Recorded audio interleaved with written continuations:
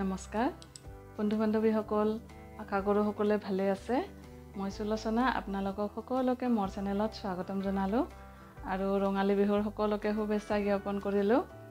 আজি এজৰ মেখেলা চাদৰৰ ডিজাইন দেখুৱাম আৰু ডিজাইনটো কেনেকৈ বনালো হেতুৱে দেখুৱাম আৰু আপোনালোকক প্ৰথমতে দেখুৱাই আছো মেখেলাখন মেখেলা চাদৰজৰ দেখুৱাই আছো প্ৰথমতে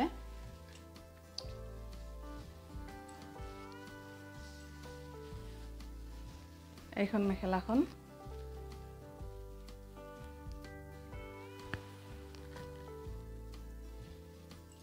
একোনাই সিম্পল কম খৰচতে বনাইছো কিন্তু কাপোৰটো বনাওতে অলপমান সময় লাগিছে আৰু এটো চাদৰটো এনেকৈ দিছো মেখেলা চাদৰটো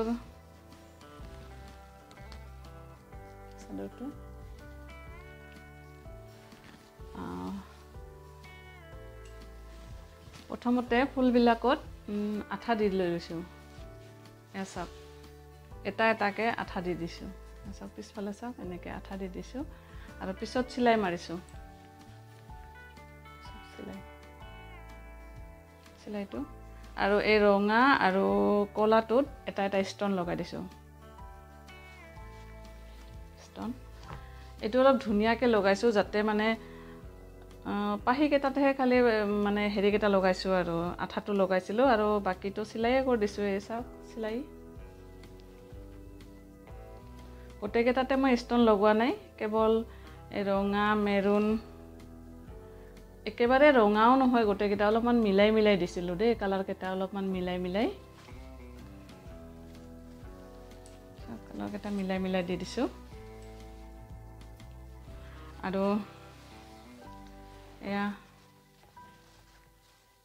আৰু এইখিনি মাজত দি দিছো এইখিনি যাতে পিন্ধিলে আৰু ইয়াতে এনেকে পৰি যায় এটো ইয়াতে পৰে তাৰপিছত ইফালে এটা দি দিছো এনেকে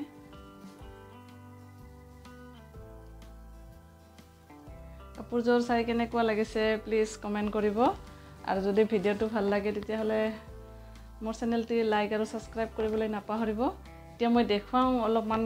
কাপোৰজোৰ কেনেকৈ বনালো মানে কেনেকৈ বনাইছিলো কাপোৰজোৰ সেইজোৰ অলপমান দেখুৱাম প্ৰথমতে মই এই কেটা কেনেকৈ মানে মিলাই বহাই লৈছো বহাই লৈ কিনে এইতে কি কৰিলো সকলোখিনি দেখাই আছো কাপোৰজোৰ বনাওতে প্ৰথমতে এইটো কটনৰ লেস এইবিলাক কটনৰ লেস হয় আৰু এই কটনৰ লেস কেটা সব ধুনিয়া একদম কিছুমান আছে অলপ জালি টাইপ কিন্তু এই কেটা অলপমান ধুনিয়া এই কেটা মই এইবাৰ অনলাইন নহয় অফলাইনে আনিছো এই কেটা 10 টকা মিটাৰকে আনিছো এই কেটা আৰু গ্লু যেটো ব্যৱহাৰ কৰিছিলো এই দুটা এটো অলপমান দাম বেছি এটো প্ৰিমিয়াম আৰু এটো অলপ দাম কম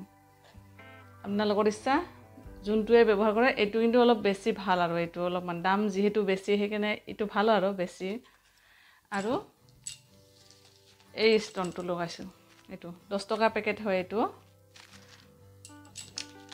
এই গ্লুটো 25 টকা লয় আৰু এটো 17 টকা লয়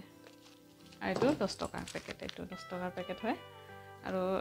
এটা মেখেলা চাদৰত মই বেছি লগোৱা নাই কম লগাইছো এটাহে মাজত লগাইছো সেইকাৰণে মানে এটা পেকেটতে হৈ গৈছে মোৰ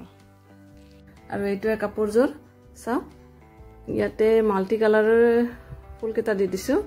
আৰু যেতিয়া আপোনালোকে এটো সিলাই কৰিব নহয় মাল্টি কালাৰৰ কাপোৰ এটা সিলাই কৰিব তেতিয়া আপুনি এই কালাৰ যেটো কালাৰৰ কাপোৰটো হেতু কালাৰে ব্যৱহাৰ কৰিব চাওক মই অলপমান পাতল কালাৰ এটা দি সিলাই মাৰি দিছো তাৰোৰে তেতিয়া হলে আৰু ধৰিব পৰা নাযায় আৰু ইয়াতে এটো অলপমান পিংক হয় এটো মেৰুন হয় আৰু এটো ৰেড হয় মানে অলপমান বেলেগ কালাৰৰ মানে মিলাই দিছো ফুল কেটা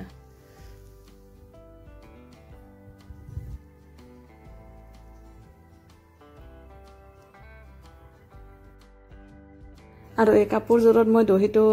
দহিটো গুঠি দিয়া নাই আৰু মই আপোনালোকে সুধিব বিচাৰিছো যে দহিটো কেনে ধৰণৰ গুঠিলে ভাল লাগিব কোনোবা যদি আইডিয়া আছে এনেকে মাল্টি কালাৰৰ ফুলৰ লগত কি ধৰণৰ দহি গুঠিলে বেছি ধুনিয়া দেখে প্লিজ কমেন্ট কৰিবচোন প্ৰথমতে দেখাই আছো মেখেলাখন কেনেকৈ বনালো বহুতে প্ৰশ্ন কৰে যে মেখেলাখনত ফলস লগাই নে নলগায় মই আজি সেইকাৰণে দেখুৱাম যে মই মেখেলাখনত প্ৰথমে ফলছটো লগাই লৈছোঁ, কাৰণ আপোনালোকে ফলছটো নলগাওকৈ বনাব পাৰে, কিন্তু এই কাপোৰটো মানে মিক্স পাটৰ কাপোৰটোত ফলছ নলগালে সূতাবিলাক একদম ওলাই মানে কাপোৰটোৱে বেয়া হৈ যায়। সেইকাৰণে প্ৰথমে ফলছটো লগাই লৈছোঁ আৰু এই মাজত এটা মানে মাজৰ পিনে জইন মাৰি লৈছোঁ। এতিয়া দুয়োফালে সমানে ফুলটো মানে আঠা লগাই যাম। তাৰপিছত আঠা লগোৱাৰ পিছত তেতিয়াহে লাষ্ট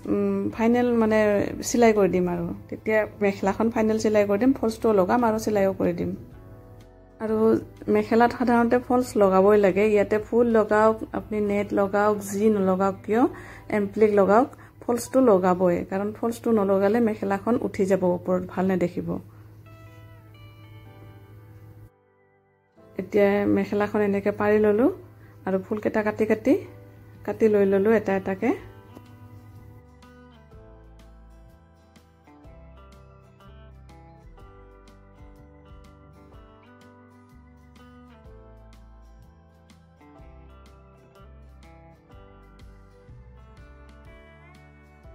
আৰু এতিয়া এটা এটাকৈ ফুল বহুৱাই দি যাম,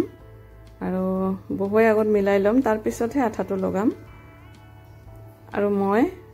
কলাৰ ওচৰত কিন্তু মই সেই ৰঙা দিয়া নাই, ৰঙা আৰু কলা মই অলপ বেলেগ বেলেগ দি দিছোঁ, কাৰণ ৰঙা কলা একেলগে পৰিলে অলপমান কাপোৰটো ডাউন হৈ যায়, মানে ফুলৰ কালাৰটো।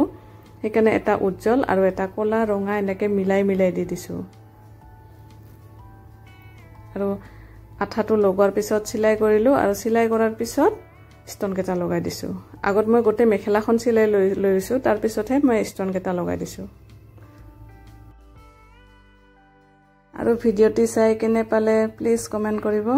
আৰু যদি ভিডিঅ'টি চাই ভাল লাগিছে, কাপোৰযোৰ ভাল লাগিছে, তেতিয়াহ'লে মোৰ চেনেলটি লাইক আৰু ছাবস্ক্ৰাইব কৰিবলৈ নাপাহৰিব। আজিলৈ আহিছোঁ, ধন্যবাদ। সকলোৱে ভালে থাকক।